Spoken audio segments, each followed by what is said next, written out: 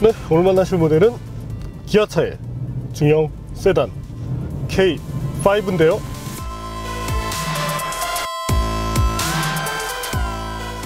소나타가 다소 보수적인 외모를 갖고 있다면 K5는 전세대 모델처럼 조금 더 스포티한 멋을 부각해내는 것이 특징입니다. 때문에 조금 더 젊은 층에게 어필하는 데 좋은 구성을 갖고 있는데요. 특히나 최근 현대 기아차가 잘하는 부분들이 눈에 띄고 있는 만큼 K5에 대한 기대감 역시도 높아집니다. 과연 그런 기아의 중형차 K5가 어떤 매력을 보여줄지 잠시 후 함께 느껴보시겠습니다.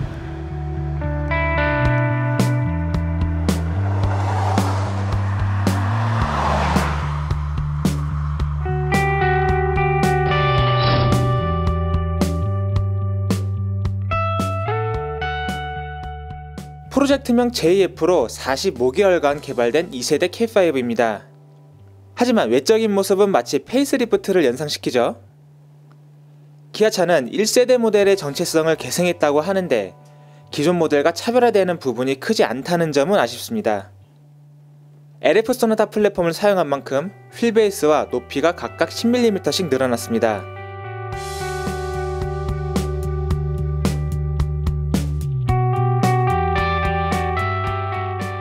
테스트 모델은 2204만원의 디럭스 모델입니다. 가장 낮은 트림인데요. 그만큼 실내도 매우 간결합니다.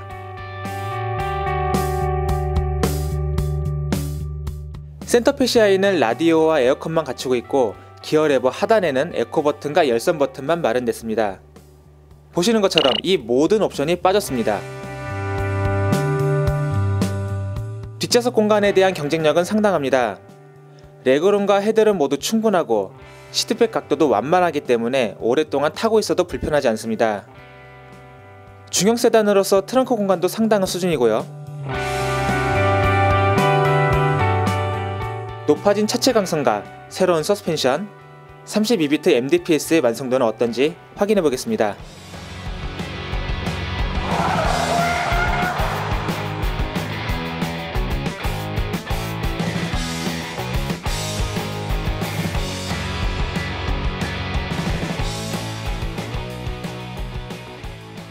네, K5와 함께 조금 여유롭게 달려보고 있는데요.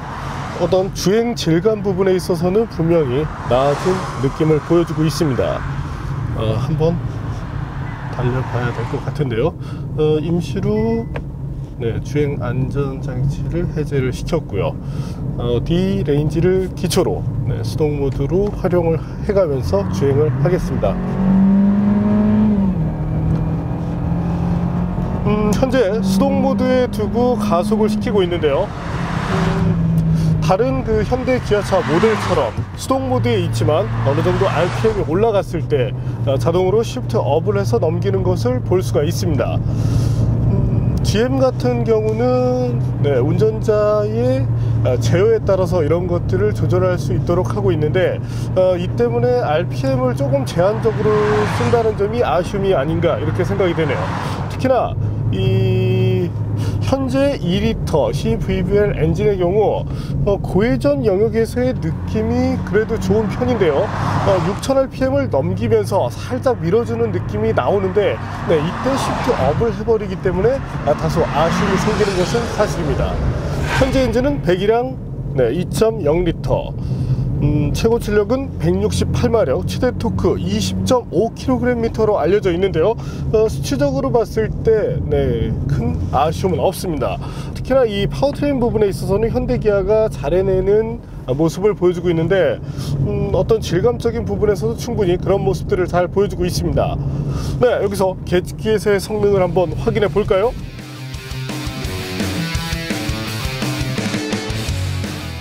계측기에서의 어떤 성능 상당히 수치적으로 아주 좋은 모습을 보여주고 있습니다. 또 하나 특징이 있다면 과거 그 초기 YF 소나타가 나왔을 때 그전 모델들도 그랬지만 어떤 그 토크의 함몰 구간이 있었던 것이 사실입니다. 반면 현재는 그런 모습을 찾아볼 수가 없네요. 물론 플랫하게 토크를 연장해 가는 것은 아니지만 4500rpm을 전후로 정점을 찍고 마일드하게 하락하기 때문에 기존 대비 어떤 그 캘리브레이션 부분에서는 조금 더 잘 해내는 모습을 보여주고 있습니다. 특히 마력 부분에서가 상당히 인상적인데요. 시프트 업이 이루어지기 바로 직전까지 꾸준하게 마력이 상승하는 것을 볼 수 있게 됩니다. 수동 변속기였다면 6750rpm에서 퓨얼컷이 걸렸을 텐데 현재는 자동 모델이다 보니까 아무래도 6200 내외로 시프트업이 되면서 제 파워를 쓰지 못한다는 아쉬움을 보여주게 되네요. 향후에 조금 더 이 가용할 수 있는 RPM대를 넓혀주면 조금 더 나은 그런 성능을 체감하게 되지 않을까 이렇게 생각이 됩니다. 그럼에도 불구하고 현재 이 엔진 부분에 대해서는 충분히 잘 해내고 있다고 평을 할 수가 있겠네요.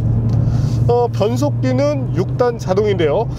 셋업 부분에 있어서 평이한 정도를 보여주고 있습니다. 과거에는 이 현대차와 기아차 이쪽 이제 변속기가 타사보다 조금은 이제 반응적인 면에서도 앞선다라는 느낌을 받았었는데 현재는 어느 정도 이 컴포트와 내구성을 중시한 셋업으로 옮겨가면서 확 나아진 이런 것들을 보여주고 있지 못합니다. 단 이제 차량의 성격으로 놓고 봤을 때는 탓할 부분은 많지 않다라고 생각이 되고요. 한 가지 재미난 것은 정숙성 부분인데요. 같은 엔진을 공유하고 있는데 소나타 쪽의 아이들 정숙성이 조금 더 뛰어난 것으로 나타났습니다. 특히나 그 수치가 생각보다 조금 큰 정도였고 실제 시동을 건 상태에서 운전석에서 들어보면 약간은 그 자글자글거리는 그런 엔진의 소음이 유입이 되는데 향후에 소나타 수준으로 MVH에 대한 이 경쟁력을 높여주면 좋겠네요.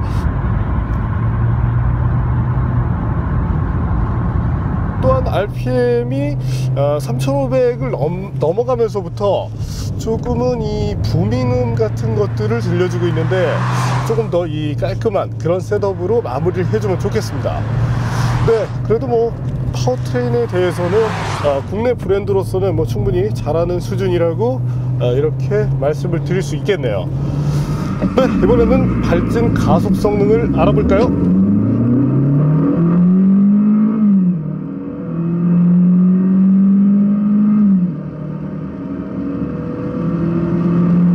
현재 보시는 것처럼 10초대 초반을 마크해내고 있습니다.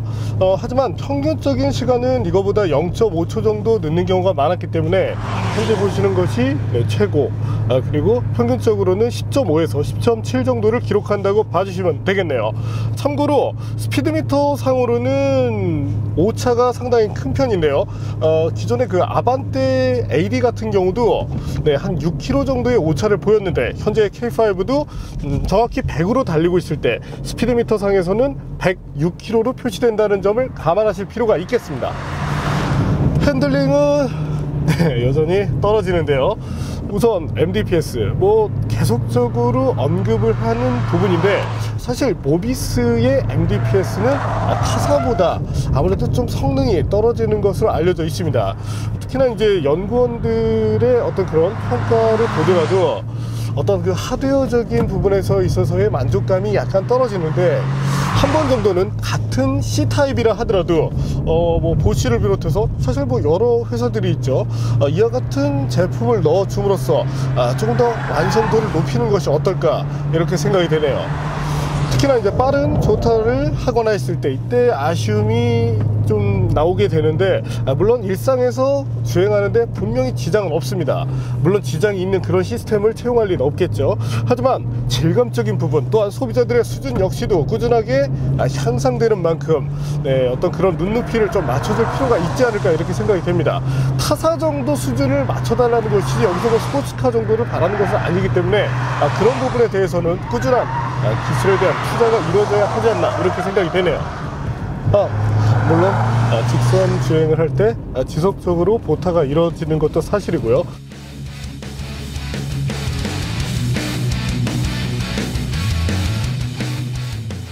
스티어링 휠을 통해서 이 뭔가 정확한 피드백을 받을 수는 없지만 그럼에도 불구하고 코너링 자체에 대한 만족도는 충분한데요. 서스펜션은 소나타와 비교를 했을 때 K5 쪽의 만족도가 조금 더 떨어지는 것 같습니다. 일단 연속된 코너를 지나갔을 때 소나타의 경우 이제 서스펜션이 조금 하드하다 보니까 조금 불필요하게 튄다든지 이런 모습들을 만들었었는데, 현재는 그보다는 마일드한 것 같긴 합니다.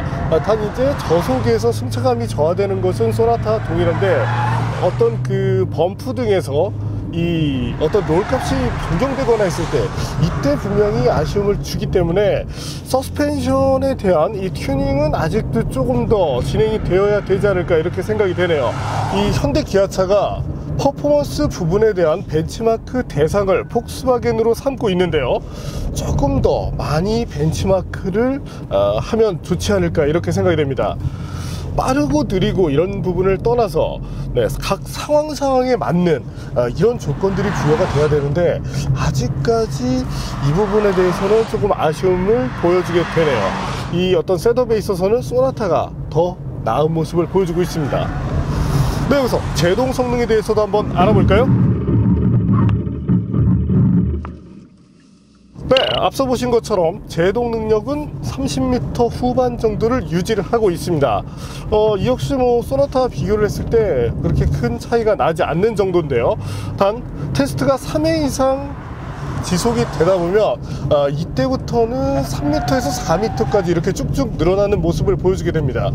일상에서 사용하는 부분에서는 문제가 없지만 아무래도 이 내구라는 부분에서 약간 더 신경을 써주면 좋을 것 같고요. 또한 고속 레인지에서 스피드를 줄일 때 브레이크가 조금 지치는 것이 빠르다는 점을 감안하셔서 소비자께서 운전을 하실 필요가 있겠네요. 이번에는 주행 연비에 대해서도 한번 알아볼까요? 네, 시내 주행 연비는 보편적인 수준이라고 할 수 있게 됩니다. 시속 80km를 비롯해서 고속도로에서 정속 주행을 할 때 이때의 연비도 배기량 대비 수긍할 만한 수준인데요. 단 이제 현재처럼 이제 와인딩 로드라든지 어떤 그 다른 조건에서 가감속이 반복될 때 다소 아쉬움을 보여주게 되네요. 배기량이 높은 예를 들자면 혼다의 어코드 이런 모델과 비교를 했을 때 배기량 차이가 있음에도 불구하고 K5 쪽에 이 엔진이 연료 소모율이 살짝 더 많은 것으로 나타났습니다. 물론 특징적인 부분이 있다면 가속 페달을 밟았을 때, 정지 상태에서 가속을 시킬 때 차의 어떤 리스폰스 부분은 상당히 좋습니다. 반면 그 이상에서는 딱 2리터 정도의 수준을 보여주게 되는데 어떤 이 초기 연료 소모량을 조금 줄이면 좋지 않을까 하고 생각이 되고요. 그럼에도 불구하고 칭찬할 것이 있다면 역시나 다양한 편의 장비의 채용인데요. 물론 현재 모델은 정말 깡통 모델입니다. 그럼에도 불구하고 히팅 시트 등을 기본으로 넣었다는 점은 분명히 좋고요. 오디오에 블루투스 정도는 좀 넣어줘도 될 것 같은데요. 사실 소비자들이 보기에 이것들이 상당히 비쌀 것 같지만 원가로 놓고 보면 정말 돈이 들지 않는 부분입니다. 저 정도는 좀 해줘도 되지 않을까 이렇게 생각이 되네요. 네, 기아 K5 소나타와 비교를 했을 때 뭔가 더 매력적인 부분이 있긴 있죠. 두 가지 디자인을 채용하면서 소비자들의 선택의 폭을 넓혀준 것은 맞습니다. 하지만 어떤 셋업적인 부분으로 봤을 때 정숙성에서도 소나타가 앞서고 서스펜션을 비롯해서 여러 가지 부분에서 소나타가 앞서기 때문에 향후에 어떤 이어 모델 혹은 페이스리프트를 통해서 조금 더 가치를 올려줄 필요가 있지 않나 이렇게 생각이 되네요.